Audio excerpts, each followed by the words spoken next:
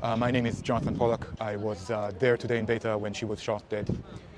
We got to Beta this afternoon to protest the settlement of Eviatar that Israel has constructed on Beta's lands. People were praying on the land, surrounded by soldiers in two places. As soon as the prayer ended, the clashes began between the soldiers and youth from the village. Soldiers immediately started shooting tear gas and live ammunition. We retreated down towards the built-up area of the village, about 150 or 200 meters away from where the soldiers were. The soldiers took over a strategic point on controlling ground on a rooftop of one of the houses. We stayed at the edge of the village for about half an hour before I heard two separate shots of live ammunition and heard people calling my name and calling in English, "We need help, we need help."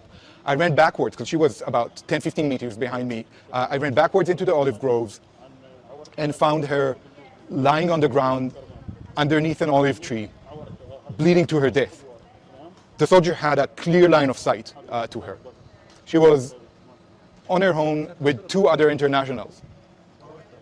I put my hand under her head to try and stop the bleeding, took her pulse. She had a very weak pulse. We called the ambulance, put her in the ambulance, evacuated to the Beta Medical Center where a physician went into the ambulance and continued to the Rafidya hospital. They tried to resuscitate her here, but failed, and she passed away. It's important for me to say that this isn't an isolated incident. 17 people were killed in demonstrations in Beta since 2021, all of them Palestinians. The only reason we're hearing about this now is because this is the tragic death of an American.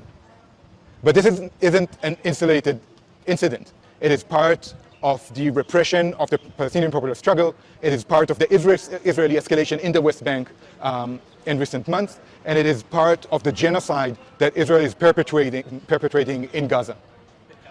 Whatever their message is, we will continue to stand with the Palestinian people for liberation.